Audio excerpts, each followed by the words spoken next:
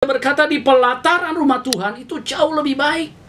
Karena apa? Karena disitulah dia menemukan segala yang terbaik di dalam hidup ini.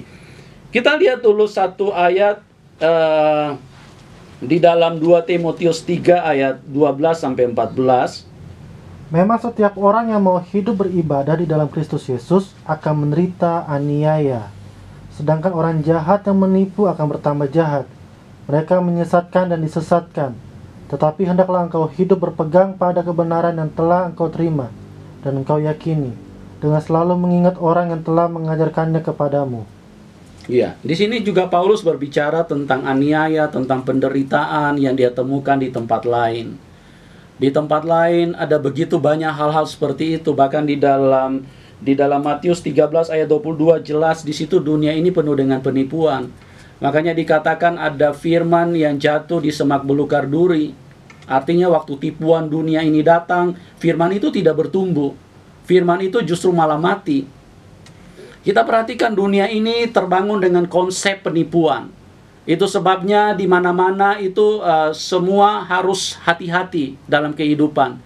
Dalam perjalanan, dalam apa saja selalu kita mendengar nasihat dari orang tua atau dari teman atau dari orang-orang yang mengasihi kita. Selalu dengan perkataan hati-hati ya. Kenapa? Karena kalau kita nggak hati-hati bahaya. Kalau kita nggak hati-hati bisa ketipu. Kita perhatikan di dalam kehidupan ini. Apa yang begitu melekat dengan hidup kita. Itu bicara tentang uang. Uang itu semuanya kalau kita simpan di bank. Itu akan disertai dengan nomor PIN. Kenapa? Karena dunia ini penuh dengan penipuan. Dunia ini penuh dengan hal-hal yang membahayakan hidup manusia. Coba kalau tidak disertai dengan PIN, maka dengan begitu mudah semua yang kita miliki, semua yang menjadi kebanggaan hidup manusia, semua yang menjadi andalan hidup manusia, semua yang menjadi kesukaan hidup manusia itu bisa raib dengan seketika. Dan itu yang dilihat oleh Daud. Ini juga yang dikatakan oleh Tuhan Yesus. Ini juga yang disampaikan oleh Petrus dan semua rasul dan para nabi. Bahwa di tempat lain ada begitu banyak bahaya. Ada begitu banyak kejahatan. Ada begitu banyak hal yang bisa menyusahkan bahkan bisa mematikan hidup manusia. Dan berbeda apa yang dilihat oleh Daud di pelataran rumah Tuhan. Di dalam pelataran rumah Tuhan, dia melihat yang pertama. Yang bisa kita temukan dari Daud. Dia melihat di situ dia menemukan keberanian. Awal kesuksesan daripada Daud itu dimulai dengan sebuah keberanian. Kenapa dia menjadi begitu berani? Karena dia sering di pelataran rumah Tuhan. Dia bukan sering di mall. Dia sering di pelataran rumah Tuhan. Itulah yang membuat pada waktu dia melihat Goliat yang begitu menakutkan bagi bangsa Israel, Daud berbeda. Dia tidak ketakutan sedikit pun, bahkan dia merasa ini manusia najis ini, ngapain dibiarkan terlalu lama dia hidup dan berdiri di depan bangsa Israel. Keberaniannya begitu luar biasa. Inilah yang dirasakan oleh Daud pada waktu dia berjumpa dengan Allahnya, pada waktu dia berjumpa dengan Tuhan di pelataran rumah Tuhan, keberaniannya itu akan naik. Sesuatu yang diinginkan oleh manusia itu akan hadir di dalam hidupnya. Dia menjadi orang yang berbeda pada waktu itu. Itu yang pertama. Yang kedua, dia memiliki kekuatan yang luar biasa kalau dia ada di pelataran rumah Tuhan. Dia yakin betul tidak ada musuh yang bisa bertahan. Makanya di bagian lain pemazmur berkata, 1000 orang rebah di sisi kiriku, 10.000 rebah di sisi kananku. Kenapa? Karena kekuatan pada waktu manusia ada di pelataran rumah Tuhan, itu akan naik secara luar biasa. Ini yang ditemukan oleh Daud. Sehingga dia berani berkata 1 hari di pelataran rumah Tuhan, itu jauh lebih baik daripada 1000 hari di tempat lain. Bagaimana dengan gereja Tuhan? Apa yang ingin Anda katakan saat ini? Bisakah Anda seperti Daud di dalam hidup ini? Andakah anak-anak Daud? Yesus dikatakan bahwa semua apa yang tertulis di dalam firman itu seharusnya dimiliki oleh umat Tuhan. Dan yang terakhir, bahwa di pelataran rumah Tuhan itu ada kebahagiaan yang luar biasa. Daud punya hidup, bahkan kita melihat sampai Tuhan Yesus pun waktu datang itu disebut sebagai anak Daud. Kenapa?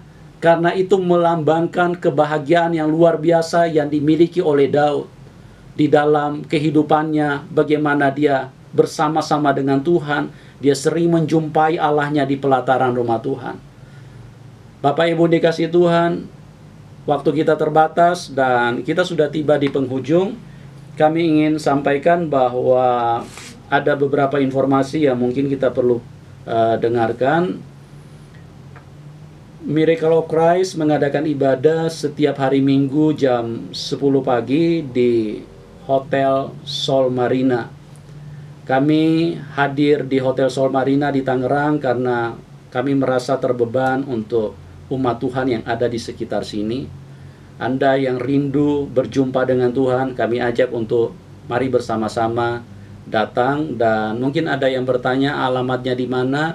Alamatnya di Jalan Raya Serpong kilometer 7. Itu kalau dari arah Tangerang, dia posisinya di sebelah kanan. Tapi kalau dari arah BSD, dia posisinya di sebelah kiri. Dia kurang lebih 500 meter dari Bundaran Jam Alam Sutra.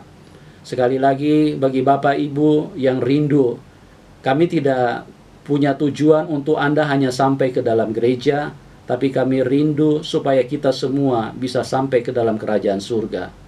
Karena itu yang Tuhan taruh beban di dalam hati kami. Mari bagi Bapak Ibu yang rindu mengalami Tuhan, yang selama ini Anda punya hidup jauh dan Anda merasa begitu tidak berdaya, dan Anda merasa juga tidak jelas keselamatan hidupmu, mari alami perjumpaan dengan Tuhan di dalam ibadah Miracle of Christ setiap hari Minggu jam 10 pagi yang bertempat di Jalan Raya Serpong kilometer 7 di Hotel Sol Marina. Dan kami juga ingin menyampaikan bahwa layanan SMS Anda bisa kirimkan ke 0852 1247 5667. 0852 1247 5667. Atau di PIN BlackBerry Anda bisa invite di 2979B275. 2979B275. Anda juga bisa kunjungi website kami di www.yusufmoc.com, www.yusufmocmamaoscarcharlie.com. Ya, ini juga telepon juga masih masuk di nomor yang kami sebutkan. Ini mohon maaf ya, bagi yang menelpon kami berharap untuk tidak menelpon ke situ karena nomor yang kami sebutkan itu hanya diperuntukkan untuk SMS. Anda bisa SMS ke situ atau Anda bisa invite PIN BB kami dan kita bisa komunikasi di situ. Untuk sementara kami belum melayani telepon komunikasi dua arah. Tuhan Yesus memberkati kita semua. Amin.